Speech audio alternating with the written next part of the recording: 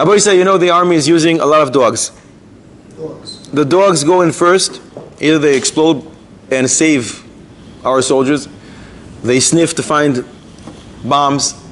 They try to bite and attack the terrorists. We use them a lot. So there are two dogs. One saved 3 Jewish soldiers, and one saved 2. One survived, and one died. Is there a karas hatoiv to the dogs? We have 3 questions here, really. First of all, is there a karas hatoiv to the dog that survived? Is there a karas hatoiv to the dog that died? And do you need to bury it, say Kaddish, put a matzeva? And they did such a good service, especially the one that died. Should we change the name of this shul or open up a new shul? Leilu Nishmas, Max, or Rover, or Bella, or whatever the common name in Hebrew, it's Muki or Shuki or Kuki. I don't know what they use today for the dogs. Raboisai, what do you say? Let's start with the dog that survived. Is there a karas hatoiv? The animals. There is. But don't we have that by Pesach night? What about Pesach night? The dogs. The dogs didn't bark, and therefore what do they get in return? What do they get? Basar basade treifa lo tochelu lakelev tashlichun oisoi. Throw it to the dogs. Why? Says Rashi over there, lelamedcha, to teach you that HaKadosh Baruch Hu is not mekapeach schar kol birya. HaKadosh Baruch Hu rewards every creature in this world, including dogs. There is a karas hatov to a dog. Gevaldik. And the frogs as well. On the one? Frogs. The frogs, Hanania, Azariah, Michelle, they learn from the frogs. Do we give them appreciation? Do we show them appreciation other than the fact that they're now a role model of Mesirus Nefesh? Where do you see that they actually did something for them? No, we do appreciate what they did. Of course you appreciate. We learn from that, but we actually did something for them. Here we give them food. There's a Yerushalmi, Maseches Trumos, Perek Ches, Halacha Gimel. Fascinating. A big Talmid Chacham came to town, and he was hosted by someone. He opened up a big table. Everybody in town came. He put the Talmid Chacham at the head of the table, and he sat right next to him, his dog. Talmid Chacham says to the owner of the house, "You trying to disgrace me? Why are you putting a dog next to me? What did I do wrong to you? You don't even know me. Why are you mevazing me?" And the guy says, no, chas v'sholom, would never do that to you. But last week, there was an armed robbery here. And the attackers came at my wife and this dog, Mesirus Nefesh, he jumped at the attackers and he saved my wife's life. And the Gemara doesn't make fun of this. It sounds as legitimate.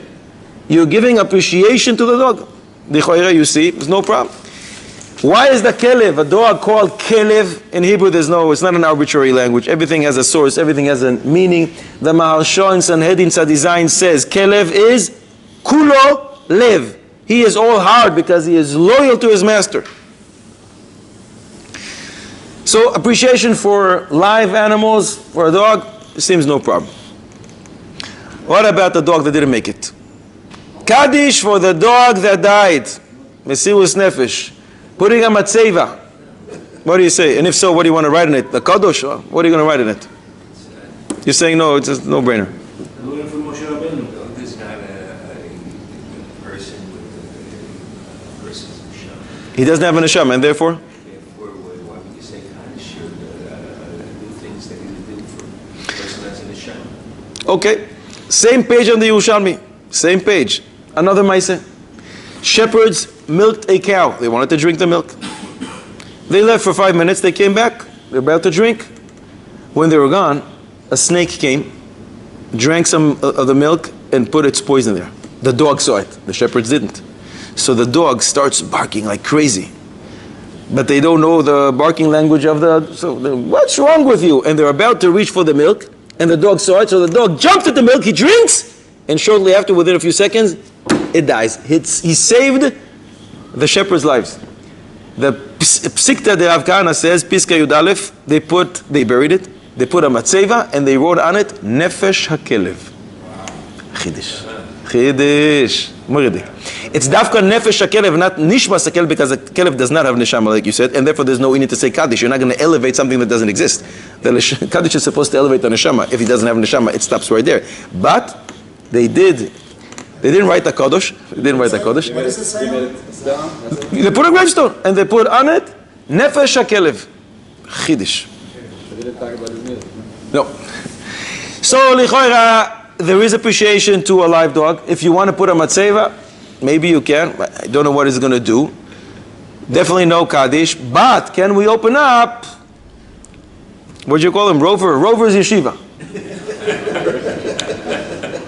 Besmedish al Shem Rover. What do you say? What do you say? Dog cemetery. I would say no. No. No, because if you... Bizayon to Torah. I understand, but it would be very funny. I mean, it would be... So we laugh. Oh, very good. Rava would open up every shir milsa de bdichusa. Rava would always say a joke and then he would start learning. So you come in, you laugh, and you start learning. Someone is a millionaire and says, I want to dedicate this to my father, and the father was a big Russian. Can we name the yeshiva after that name? Is the father walking on all fours? No, when that father died. No, the question is, trying to understand Rabbi say, something. Yuma Daftes Amud Aleph, Rabbi Yochanan ben Tota. It's the only time I think in Shas Bavli he appears. I think he appears twice in Yerushalmi, Maseches Tumis. Twice Rabbi Yochanan ben Tota. What's Tota? What a funny name. Tota is a toe. Torah is a shor. Taf and Shin switch off in Aramaic. In Hebrew it's a bull. What was his grandfather thinking, naming his father Shor? Rabbi Yochanan, the son of a bull. What does that mean? Taisus and the Ritva over there in Yuma Daftes Amud Aleph point us to a medrash. There was a Yid who owned a bull, and it worked for it. It worked for him. Everything was fine. But he became very poor. He had to sell it. Sunday, Monday, Tuesday, Wednesday, he sold it to a goy, and everything's fine. Shabbos, the animal sits down, doesn't want to work. The goy runs back to the Yid, says, "What did you sell me? It's a piece of garbage. It doesn't work. I want my money back." The Yid says, "Well, wait a second. Wait." He goes to the bull's ear and he whispers, "Listen, until now you were owned by me, by a Jew. We don't work on Shabbos, none, our animals as well. But now you're owned by a goy. You can get up and start working." The animal gets up, starts working. The goy was so impressed. An animal knows it is Ribbon Shiloh. 7 days, 6 days created the world, 7 he rested. And I don't. He converted. He called himself Yochanan. And he says, why did I convert? I was inspired by the shore. So I am the son of the shore. I have a new life now. I'm a new entity. So therefore he called himself Yochanan ben Tota. You see, you can name a person for a shore. Why can't we name the best medish? Maybe there's a simple solution. We could call the new yeshiva Torah's Caleb. But there's many klavim around. He wants to make sure it's Rover. Everybody knows it's Rover. But maybe there's a difference between a cow, a bull, a kosher animal, and a non-kosher one. Why? Chazon Ish, when he used to say, there was a dog in his house once. He wanted to say, get it out. He wouldn't say, get the kelev out. You don't say something which is tummy. He said, get the kaf, lamed, beis out of my house. They asked him, Rebbe, you can't say the word dog, what's the problem? He pointed to Tosefta. Tosefta in Bechoires Perek Aleph Halacha Beis, it says, the most tamidic an animal there is the dog. I don't know what it means the most tamid, because once you're tamid, you're tamid. What's the difference between a horse or a dog? They're both tamid. It says the Tosefta, the most tamidic an animal is the dog. Why? Because the Kodesh Baruch Hu says, I want it out of my house. Parshas Kiseitze. Don't bring the dog or its substitutes as a korban to Hashem. You can sell your horse and buy a korban with that money. You can't do that with a dog. Why? Kodesh Baruch Hu says, I want it out of here. It's the most disgusting. The Medrash Rabbah says in Shmois Rabbah, there are 3 chatzufim. The most chatzuf of the chayos is the kelev. It's chatzuf. However, we do find that the chamor is also pretty tameh. Gets rewarded. In Bechoros, Daf Hei Amud Beis, we learn that there's a mitzvah called Pidyon Peter Chamor. Why Dafka the donkey?